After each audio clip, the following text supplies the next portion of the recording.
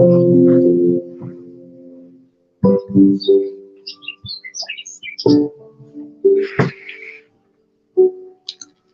everybody.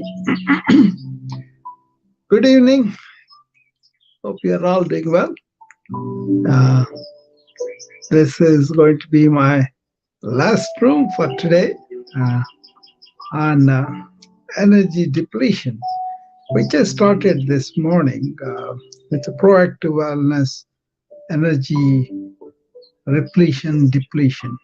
How do we generate energy, especially in modern life, and how do we um, not to deplete it? That seems to be the main problem. Um, Obviously, we all know that we gain energy by vital nutrition, good hydration, and sleep and breathing, right? Many people miss the part of the breathing, but that's a whole energy body, energy cycle is connected with breathing, right? So a lot of people, just by doing deep breathing, they can enhance the energy production quite a bit. See, lots of times people think if I eat good food and really a lot of animal food, I'll have a lot of more energy. Uh, but then they underestimate the effect of your thoughts, your breathing, and hydration. All those things, I think people neglect them.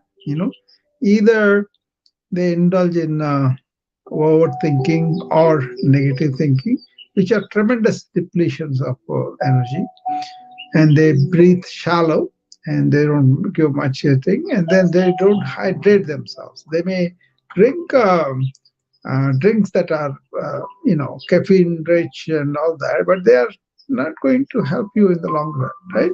So be careful about that.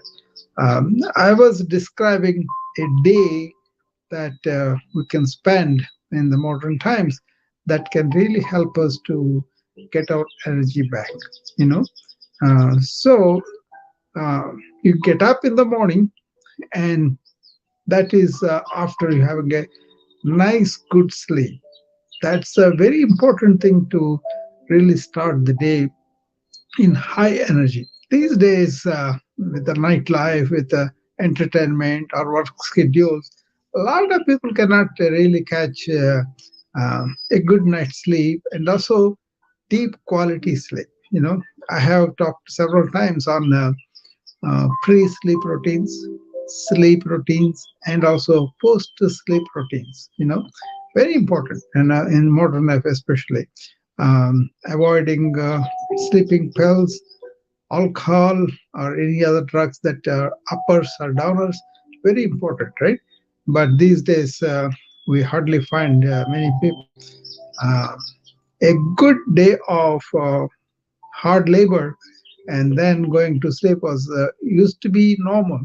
But these days, with all the intellectual work that we do with the computers, with all the waking up with computers, the blue light, and all the problems, the best thing would be to really understand how we are using our attention to the things that we do.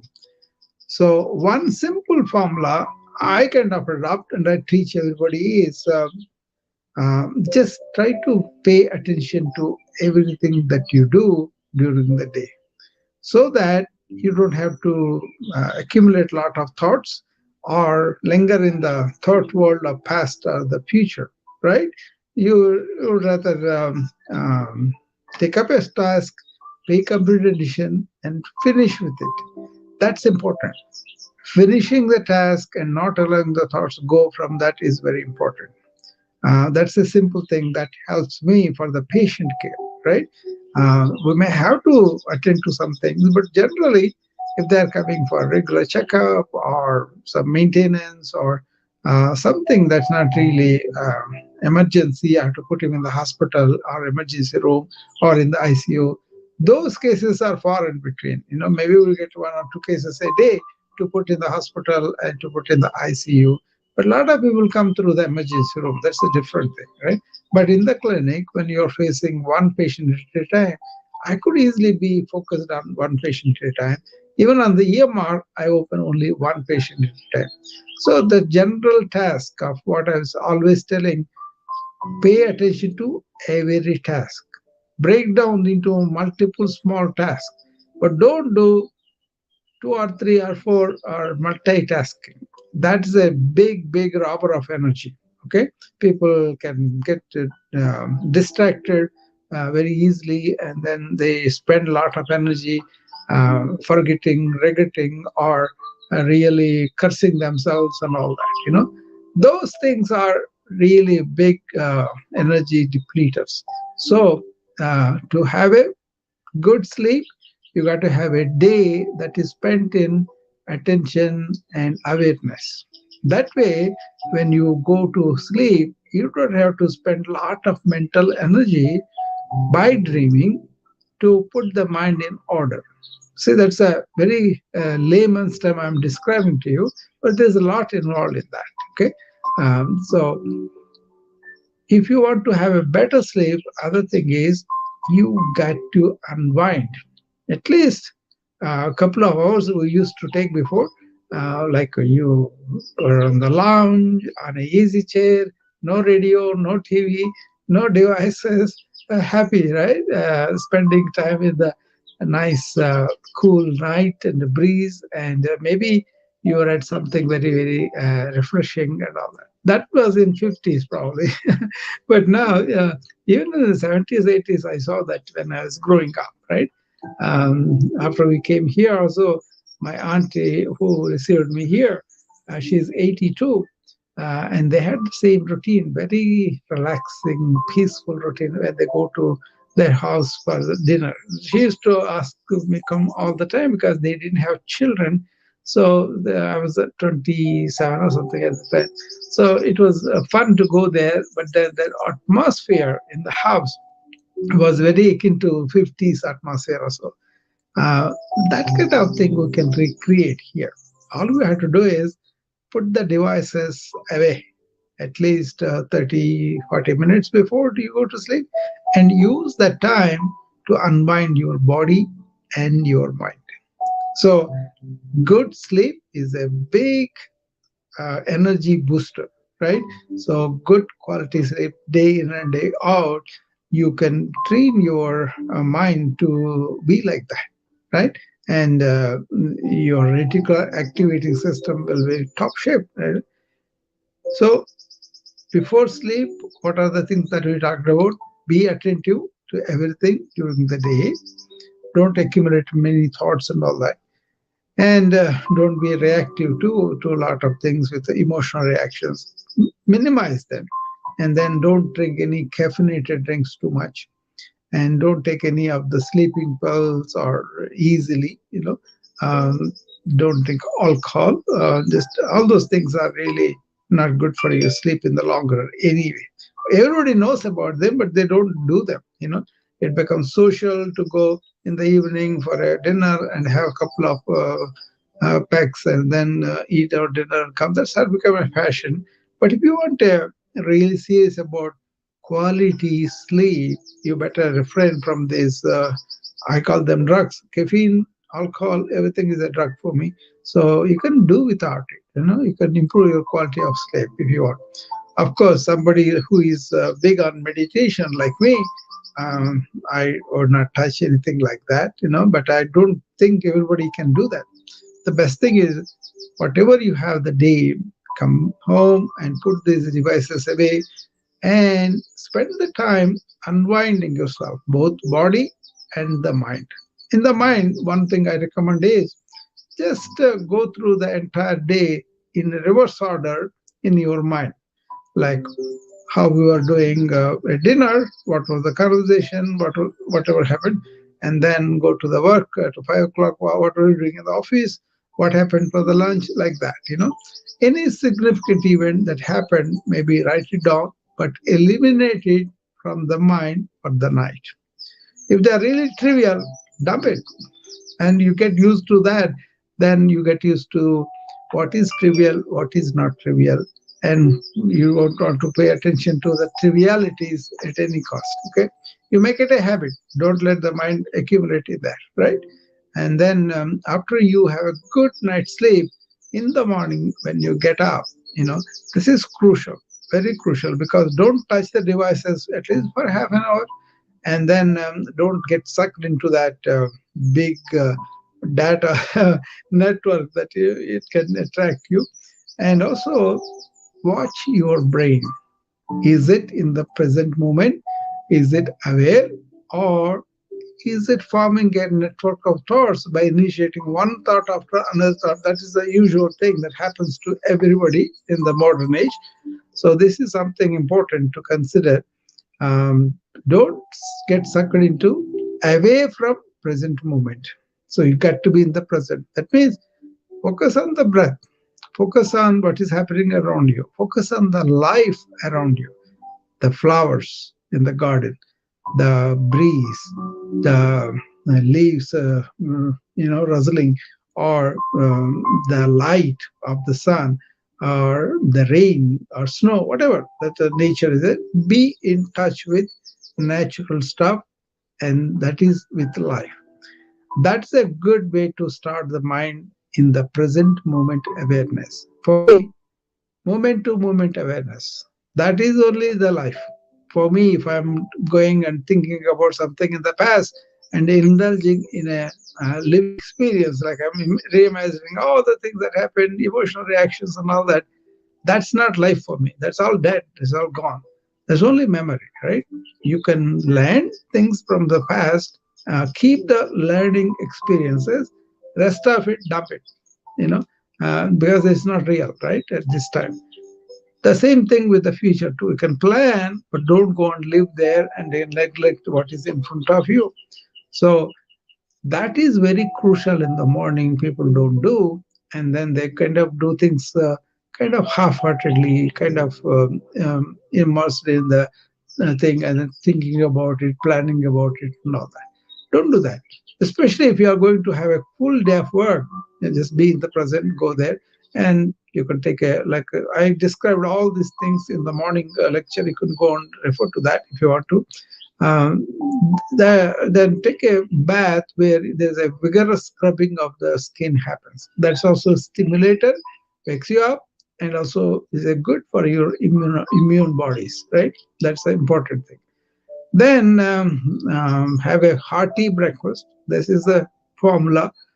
Good breakfast, high fiber, high protein, and all food groups are together. And as far as possible, live vegetables, fresh vegetables, and then in a salad probably, or fruits and nuts and dairy products, and then some good protein. It could be vegetable or lean meat. I am not a meat eater, so I don't endorse it, but it's up to each person, right? Something high fiber, high protein, but breakfast should be the biggest meal of the day, right? Then you go and work and you can burn it off, right? And also light lunch, very light dinner. That's my formula for the obese people to come down on the weight, right? So after the shower, after some exercise and breakfast, you set out to work. And then once you are going on work in the car, also you could do deep breaths. Or one thing I recommend is if you encounter any red light and you stop in front of the red light, just take 3 deep breaths. That's good enough. Make it as simple as possible so that it will be something that you could apply in real life, right? And then park the car or whatever away as possible so that you will get some walking to the office, right? And take the stairs, and so all this are commonsensical, but you have to do them daily. All these things are energy boosters because you are making the body expend all the calories that you have done, and the metabolism is aggravated, and you have more energy too, right? And then once you go there, how you approach your work day, what attitude? I kind of bring a delayed gratification attitude. Like 3 things I have to do for that day for sure. And then first I have to accomplish them before I take a coffee break or anything like that. So it's an attitude like let us get things done, then we reward ourselves for getting those things done. That's a good way. We do a morning huddle. Everybody gather together, see what is coming up, patient wise, conditions wise, what are the equipment we need, that kind of thing. And then don't react to every small thing. That's a big energy expenditure. Don't react emotionally. Don't react angrily. Don't react all those things. The more you practice that, the more it becomes. So instead of reacting, put yourself like I'm going to respond to this with a even keel mind, and that would be very wonderful for you. If you That's actually teaching for the burnout physicians. Don't react so well, because with each emotional reaction and stress that you feel, you have a sympathetic overload, which is fight or flight syndrome thing. So you are imagining dangers, or you are really geared towards it to respond with anxiety, fear, or rage, or anger, and all that, right? So the more you are aware of it, the less you will react. Okay, so you may want to review them too once in a while, reflect on them, and see, is that an appropriate reaction that I had? And the less you react and the more you are doing it, you will preserve your inner energy. And also do that. If you are angry with somebody, he may not be affected by your anger, but you are going to be affected by that anger with the negative hormones. That's not good for your physiology, metabolism, psychological result, any of that, right? So this is a good practice to say, I'm not going to react unless it's something big. You don't want to react small things, okay? And then you can have some lunch, but try to not to have any lunch in between, right? In between meals, breakfast and lunch, don't have snacks, don't have anything. Don't have a habit of constantly eating something that is going to kill your appetite, and then really sets off you from the circadian rhythm, right? So don't do that. And then you have enjoyed small lunch or something, that's all fine. And then you finish off your job and then come home, and then maybe in between you do 2 or 3 times deep breathing. Don't think it's silly, but it's very important that we do at least a few minutes of deep breathing 2 or 3 times a day. I actually recommend for the physician friends 1 minute every 1 hour. It doesn't cost you, but then what happens is you can give a break to the continuous thought and come back to the breathing, because when you're deep breathing, I ask them to focus on the touch the air makes coming in, coming out through the nose at the nose, the tip of the nose, right? Once your attention is there, your continuous thought is broken. So you're brought back to the presence which you have cultivated early in the morning, right? That's the way to be here and now and focus on that. These are the things that work for me. That's what I'm telling you. And then in the evening, try to have a snack, but they're also a healthy snack as well as concerned. And then in the evening, again, you go home and review all your reactions and also unwind again. Okay, 1 hour, half an hour like that. Put the devices away and then go to sleep. This is a routine that I do, and I expect my students, other people also understand and try to do as much as possible. And if they have problems, we customize according. Some people can do some things, cannot do some things. Then I will work with them what kind of obstacles they have and how can I help. Okay, so that is there is a lot of depletion happens because people don't know how to make thought, which is an instrument for us. It's a beautiful um, energy that rises in our mind, right? But very powerful. Thoughts are very energy consuming thing. And then if you allow the thought to vagabond and go wherever it wants to go, it's going to be big time waste, energy waste. So several hundreds of thoughts go through our mind. on a normal day. And then with information age, you have multiple thoughts and you got to know how to use it. My style is be in awareness.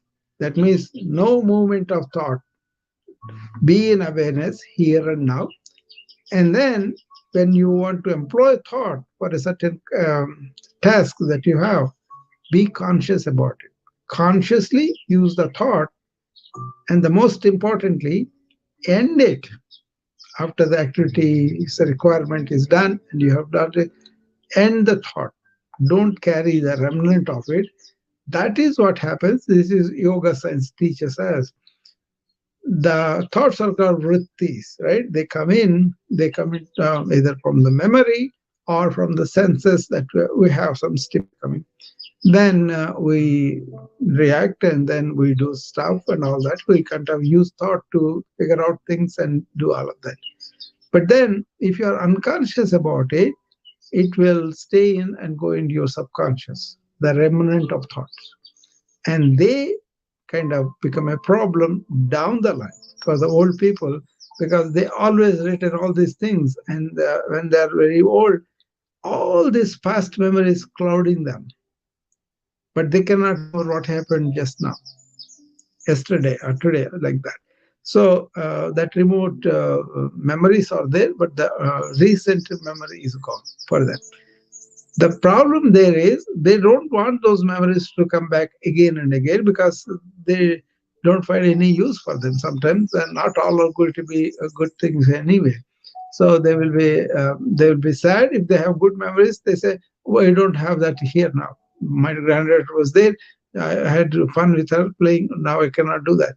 Or if there's a negative, they obviously cry and really feel bad about it. So this is a decades long accumulation of memories. They will be like that. Especially the mechanism is the neuronal paths that are produced by repeated thoughts become their own path and they will be stationed there. Okay.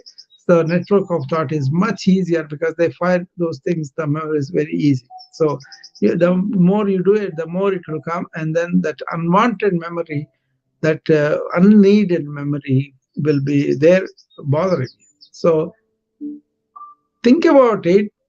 What is the efficient thinking? How do I make my thinking my slave?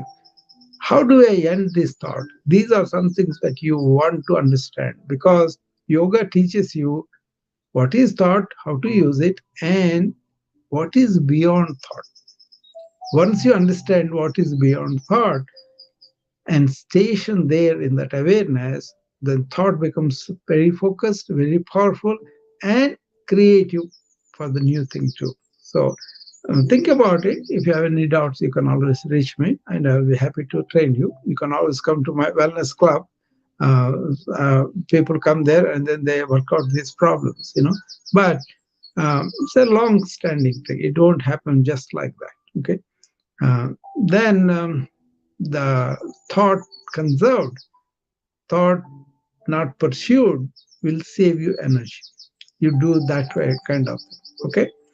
So that's what I wanted to tell you today, and I hope this makes some sense. There are so many other things that does hydration. Everybody knows that you have to be hydrated, and breathing, deep breathing, really revamps your energy. And the thought I told you, nutrition I told you, sleep I told you, and meditativeness is very important than doing meditation on and off. You be meditative all the time. There are ways to do that too. Um, so that's what I wanted to tell you for today. And uh,